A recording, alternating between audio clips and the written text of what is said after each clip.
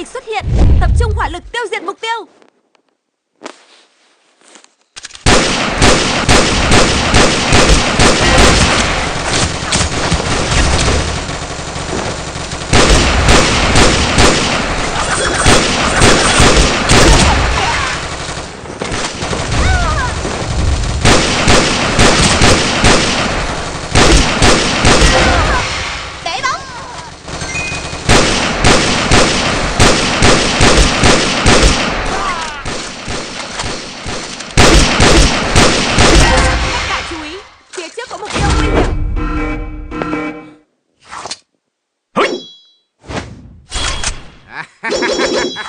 Muốn qua phải bước qua sát ta.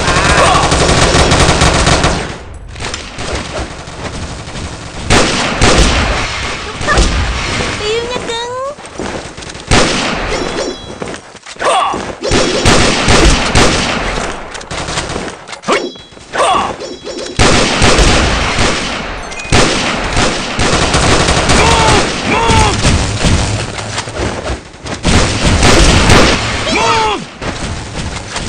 Thưa chỉ huy, sẽ giúp giữ vững trận tuyến.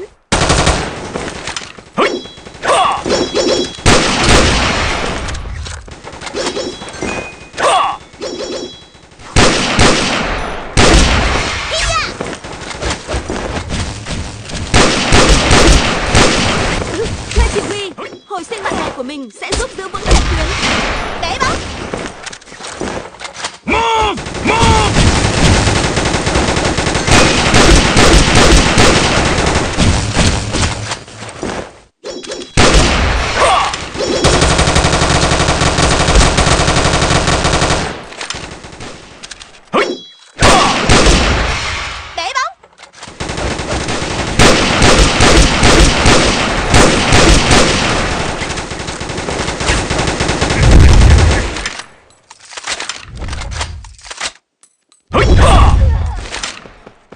Phân thân chi thuật.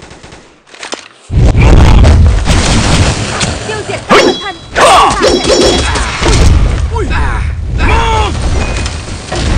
Bây giờ đây em cần hết.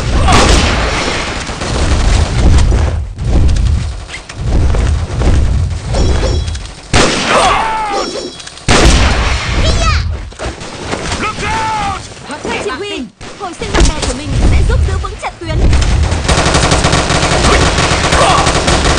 Dở hơi biết bơi nè.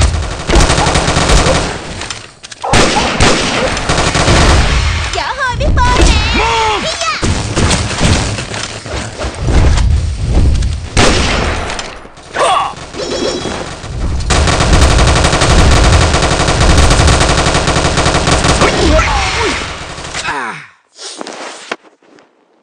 Tiếp tục tiến lên nào.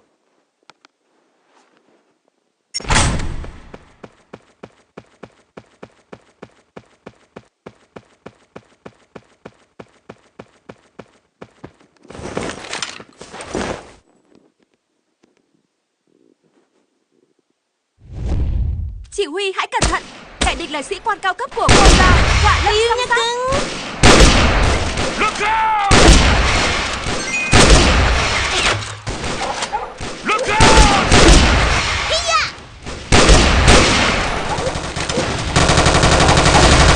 Giỏi thì né thôi.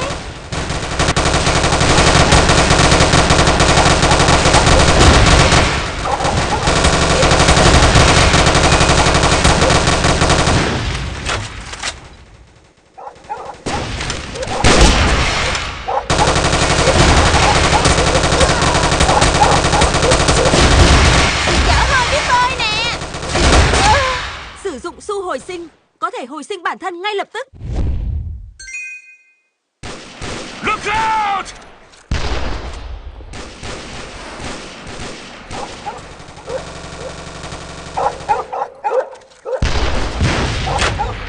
Thưa chỉ huy, hồi sinh bạn bè của mình sẽ giúp giữ vững trận tuyến.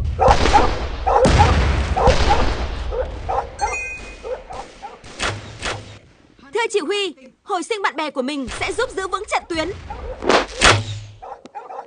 RPG!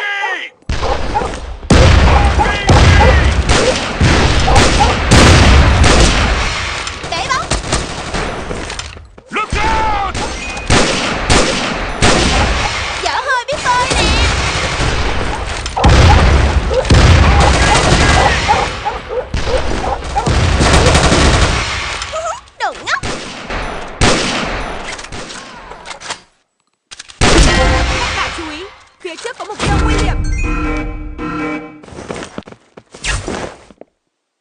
Hận kẻ bạc tình. Kẻ nào dám xâm phạm đất của ta?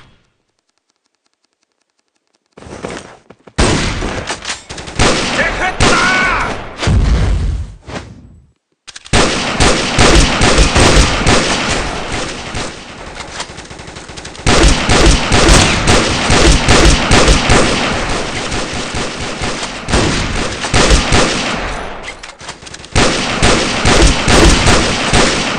Chết hết cho ta!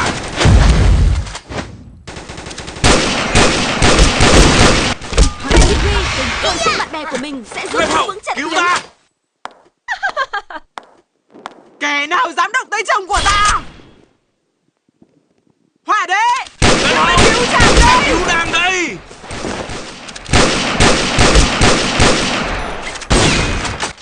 Sử dụng xu hồi sinh có thể hồi sinh bản thân ngay lập tức. Kẻ nào dám động tới chồng của ta? Hãy phá vỡ lá chắn, đừng để kẻ địch trị thương. Một nhãi rảnh, tất cả lên hết cho ta!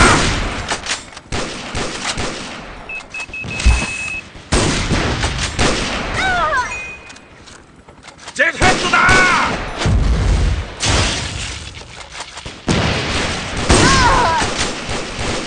Một nhãi rảnh, tất cả lên hết cho ta!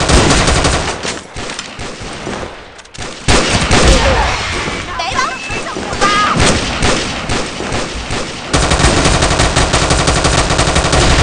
Chết hết cho ta!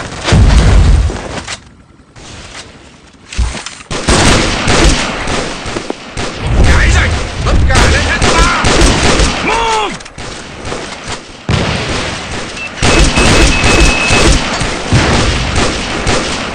Grenade!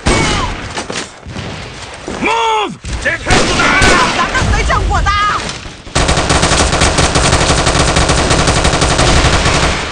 Bọn nhãi rảnh, tất cả lên hết cho ta! Lên hậu! Cứu chàng đây. Hãy báo thù cho ta. Tiếp tục tiến lên nào.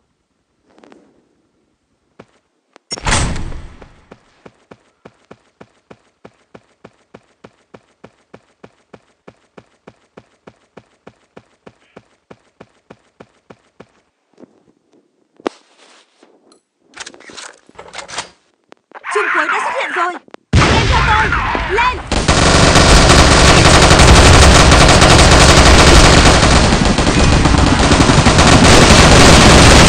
Bơi về đây, em cần hết. Giỏi thì né thôi. Giỏi thì né thôi. Giỏi thì né thôi. Giỏi thì né thôi.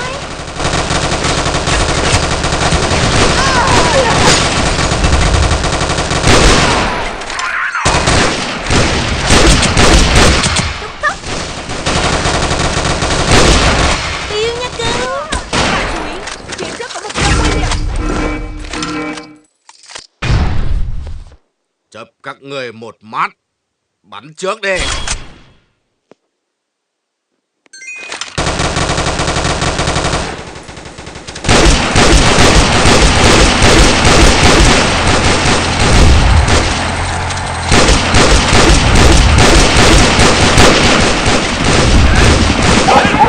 Kẻ nào lùi lại cho bắn nhanh. Y tá đâu? Mau trị thương cho ta.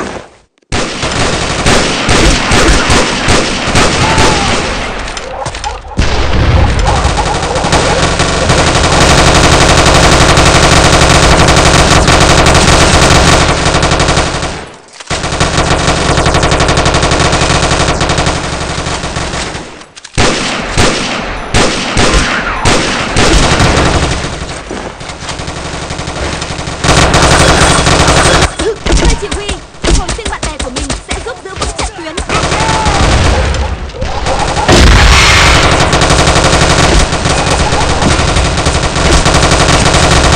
Bơi vào đây, em cần hết.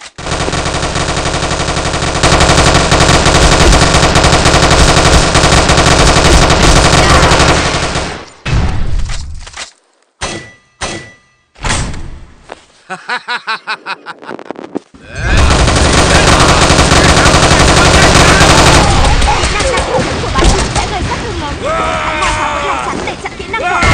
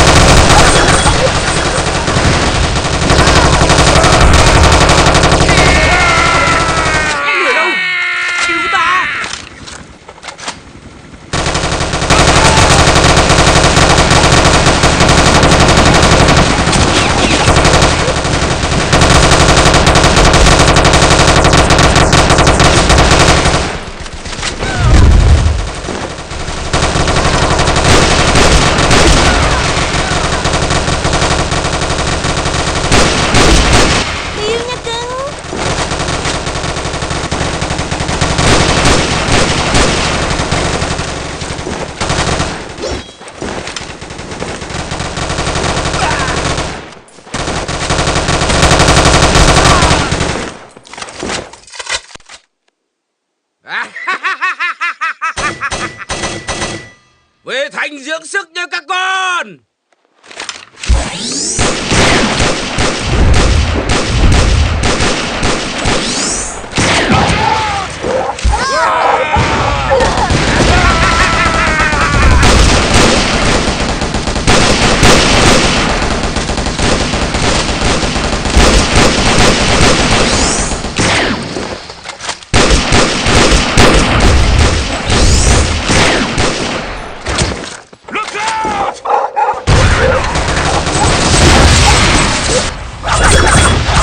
Hồi sinh bạn bè của mình sẽ giúp giữ vững trận tuyến.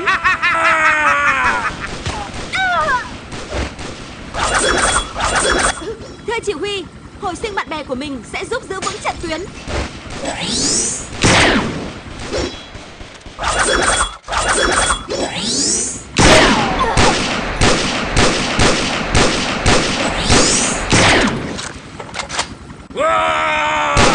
Hất Thưa kẻ chỉ bạc huy, tình.